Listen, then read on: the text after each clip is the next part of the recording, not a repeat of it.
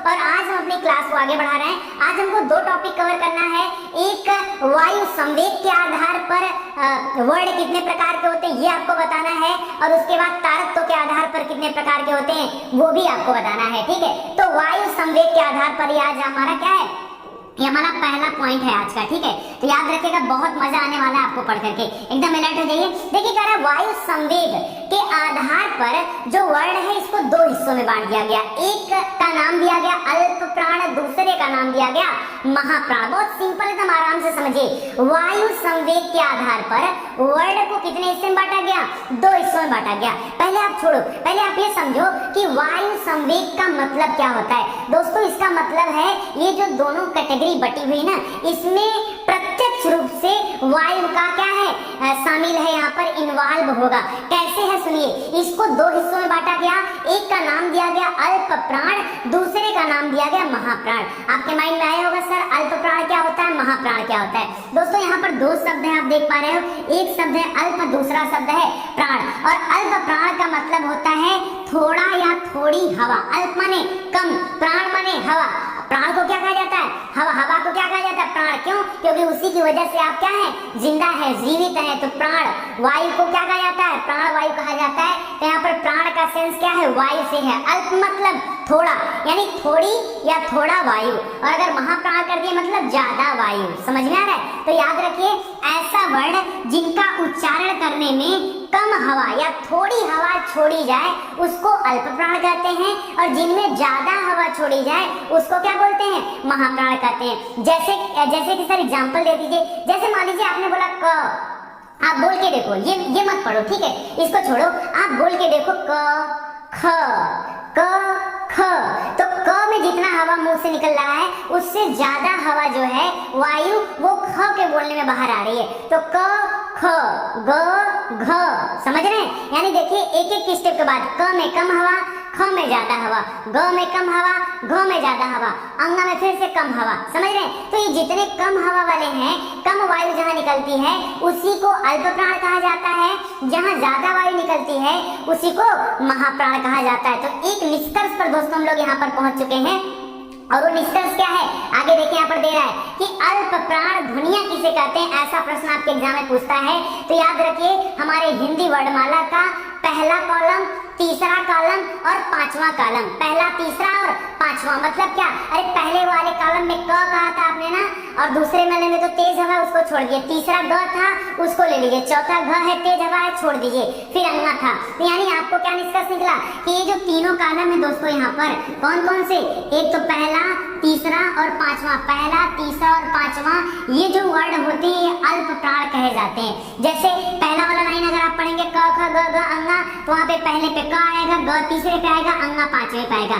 इसी तरह से च ज इया, ट ड अड़, त द न और प ब म, ये 1 3 5 पे जो स्थिर होते हैं, 1 3 और 5 पे जो स्थिर होते हैं, इसी को क्या कहा जाता है, इसी को नाम दिया जाता है अल्प प्राण का। गलती नहीं करेंगे ना। अब आपसे एग्जाम में ऐसे पूछता है, बताइए कौन सा अल्प प्राण है। ऑप्शन दे दिया प फ थ छ ख।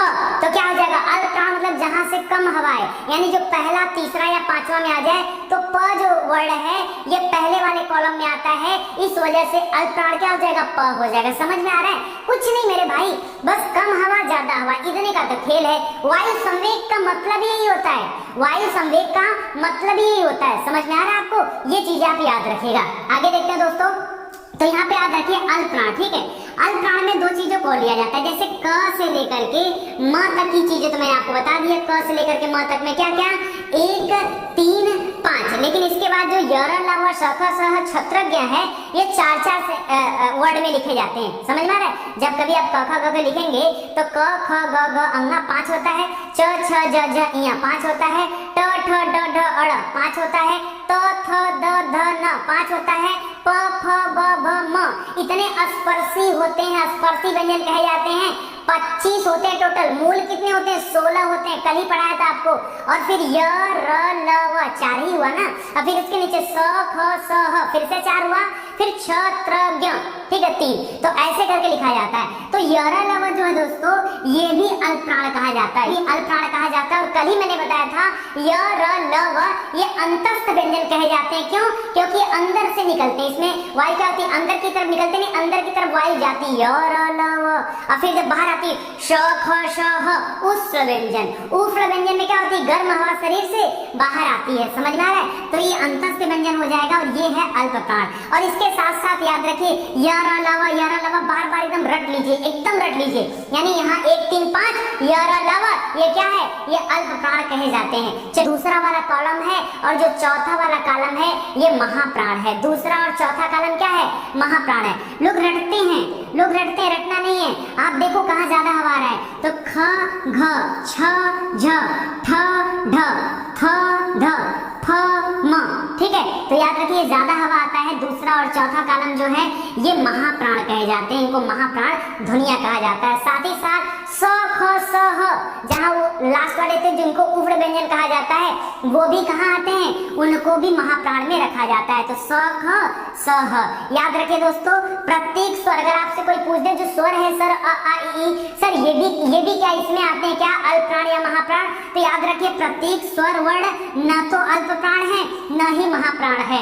कभी भी याद रखिए न तो अल्प प्राण है न तो महाप्राण है। स्वर से कोई भी लेना देना नहीं है। स्वर शब्द जो वर्ण होते हैं, स्वर वर्ण जो होते हैं उनसे कोई भी लेना देना नहीं है। तारत्व के आधार पर, तारत्व के आधार पर कितने होते हैं? यहाँ भी 2 तरह के होते हैं सर। एक तो आपने उच्चारण के स्थान पे बताया था, उच्चारण स्थान के आधार पर, ठीक है? तो आपने कंठ पढ़ा था, तालु पढ़ा था, मूर्धा पढ़ा था, दंत पढ़ा था, ओष्ठ पढ़ा था, और आज हम लोग पढ़ने जा रहे हैं तारत्व के आधार पर।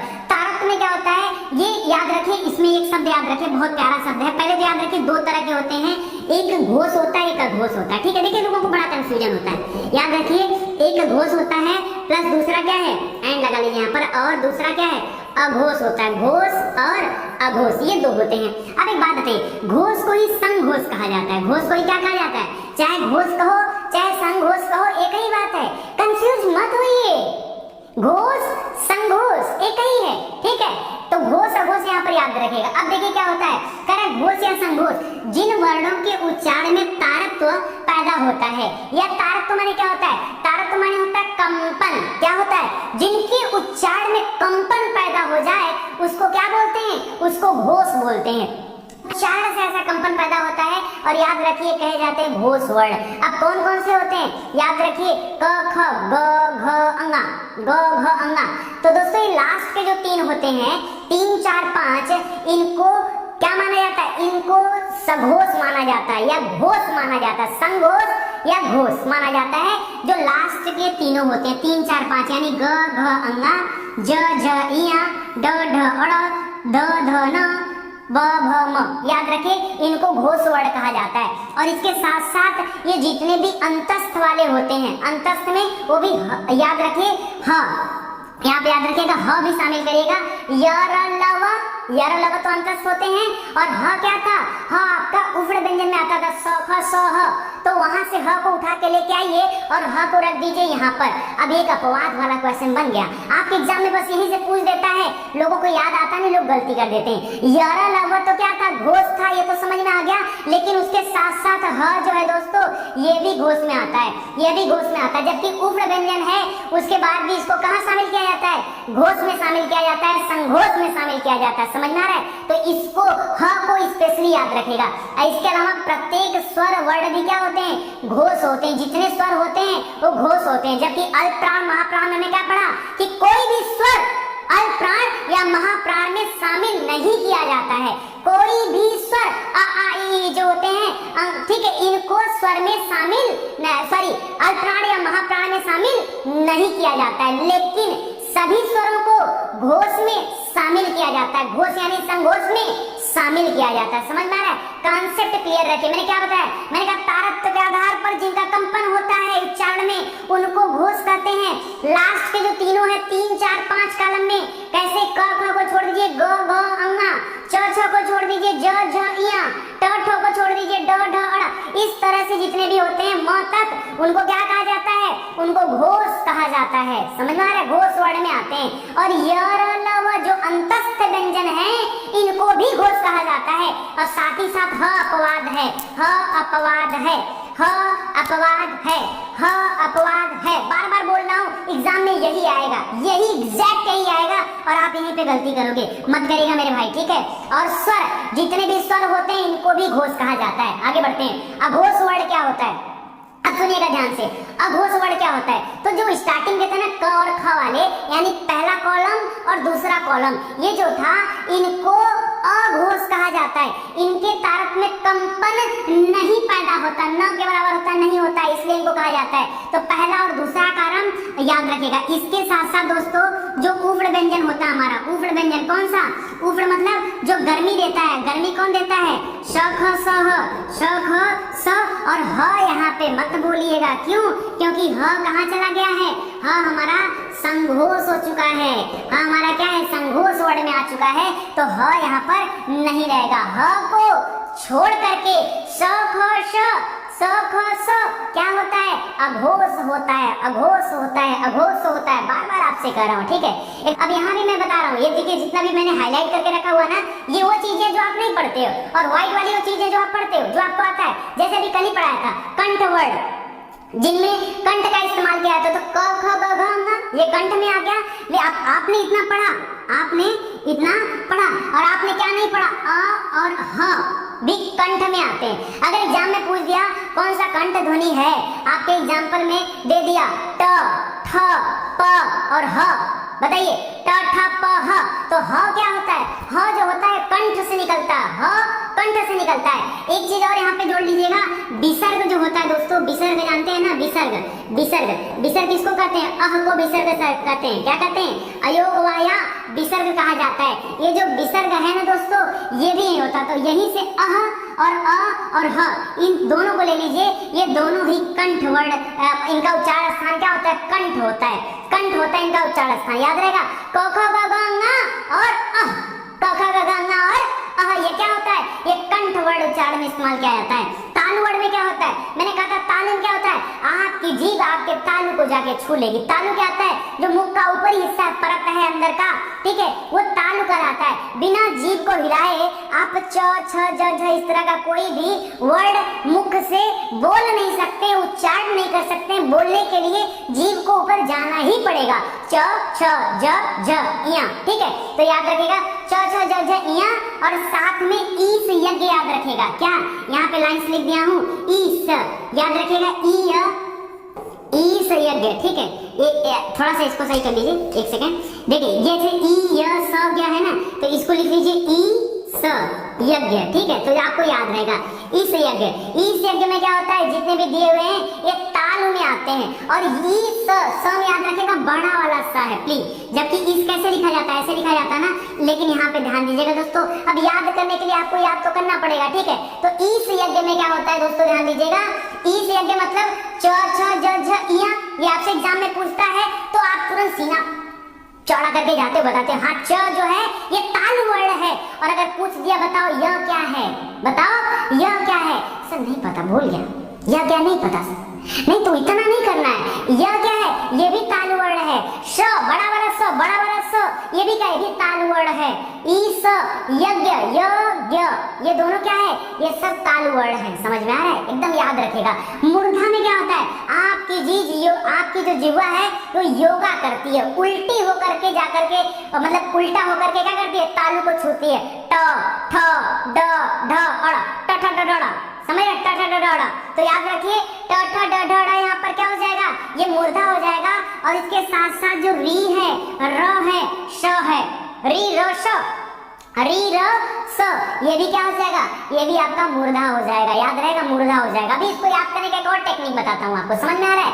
तो याद रखिएगा दंत में क्या होता है? जहां पर दंत का इस्तेमाल किया जाता है, ता था, ऐसे दोनों दांत को टच करके बोलिए, ता था दा धा ना, ता था दा धा ना, समझ रहे? तो ता था दा धा ना और री, और साथ में ल और स, छोटा वाला स, समझ में आ रहा है? क्योंकि बड़ा वाला स तालु में चला गया, पेट फाड़ने वाला स कहाँ चला गया, मूर्धा में चला गया, और छोटा वाला स दंत पे आ गया। तो याद रखिए रि ल स ये क्या हो जाता है, ये दंत हो जाता है। और ओष्ठ में क्या होता है, तो प फ ब ब म और ऊ के लिए देखो ऊ गोल बन रहा है। तो याद रखिए आपके होठ जो है वो गोलाकार आकृति बना रहे हैं, वो अपना आकार दे रहे हैं कि आप ऊ शब्द का उच्चारण कर सके। अब बिना होठ को हिलाए ऊ बोलिए ऊ, तो समझ में आएगा ऊ बोलने का बोलना है, ठीक है? तो याद रखिए, तो यहाँ पर ऊ हो जाएगा, समझ में आ गया? एक तो ये टेक्निक है दोस्तों। एक टेक्निक इसको याद करने की है कि क ख ग घ ङ, ठीक है, यहाँ तक आपको पता होता है। च छ ज ज ञ ट ठ ड ढ ट त थ द न प फ ब भ म, इतना तो आपको पता होता है, इसके आगे नहीं पता होता है। अब प फ ब भ म के बाद क्या आएगा, य र ल व स ख स ह। तो यह देखिए कहाँ पर लाइन से है, य र ल, व तो यहाँ पे नहीं रखा गया, य र ल व, ठीक है, य र ल, वो हटा दीजिए, वो अलग आएगा क्योंकि इसमें दो मिक्स करके आती है आवाज। तो य र ल व को हटाइए, फिर स ख श और फिर ह ऊपर आ जाएगा, ठीक है, स ख स और नीचे वाले में जाकर पूरा ह, स ख स ह। छत्र ज्ञ में खाली ज्ञ यहाँ पे लेके चलना है। और अगर इधर आप बेसिक वाला लेके चलेंगे जो मूल होते हैं स्वर अ ई उ और री, तो अ यहाँ पर, ई यहाँ पर, उ यहाँ पर, क्योंकि ओष्ठ में आता है, री आपका मुर्दा हो जाएगा, तो री भी लेके चलिएगा, ये दंत होता है।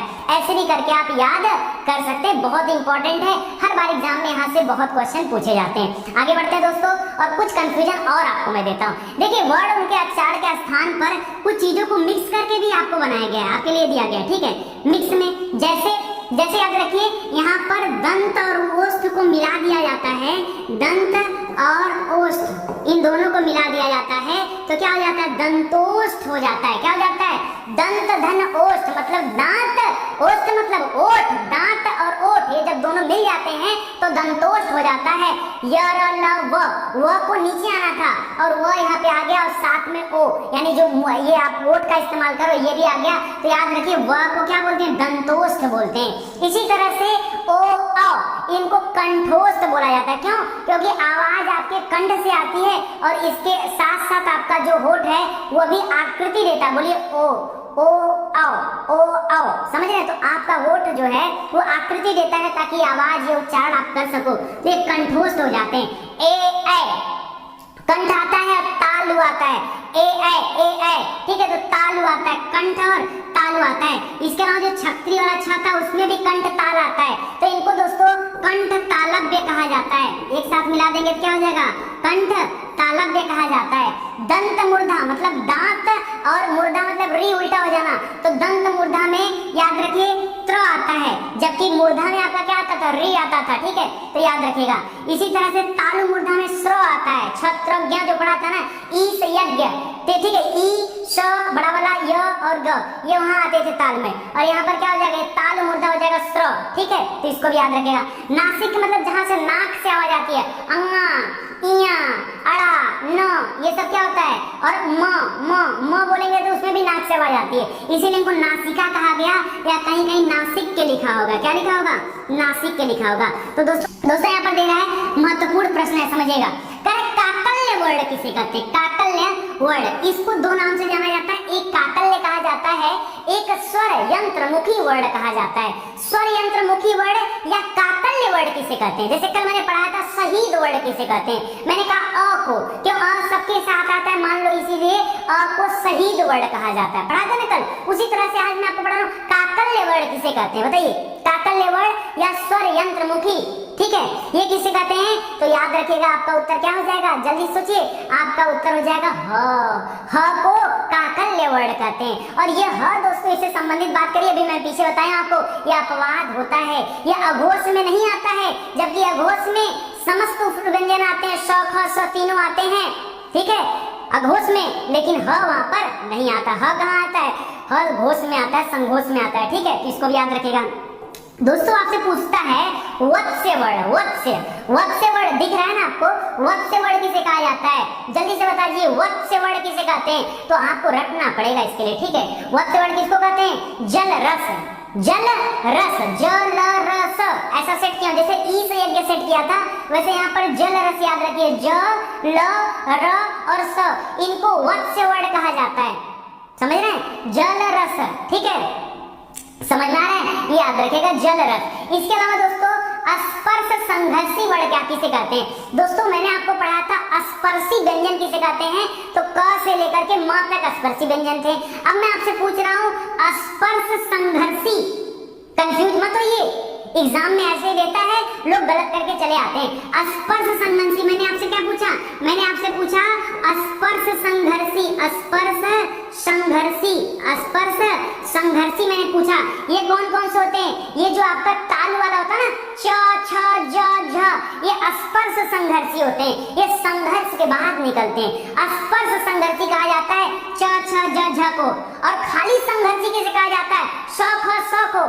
देख तीनों जो स के प्रकार होते हैं, ह नहीं, ह नहीं, ह को क्या कहा जाता है? काकल्य वर्ण कहा जाता है, स्वर यंत्रमुखी वर्ण कहा जाता है। ह को यहाँ पे नहीं रखना है, यहाँ पे याद रखना है संघर्षी वर्ण कौन से होते हैं? तीनों स, स, एक बड़ा स, एक छोटा स, एक पेट फरवा स, ठीक है, जो हम लोग पढ़ते थे बचपन में, ठीक है। तो याद रखे पेट इसका फाड़ दिया गया, पेट फरवा इसको बोलते थे। तो याद रखे स ख स, ये जो तीनों हैं ये संघर्षी वर्ण कहे जाते हैं।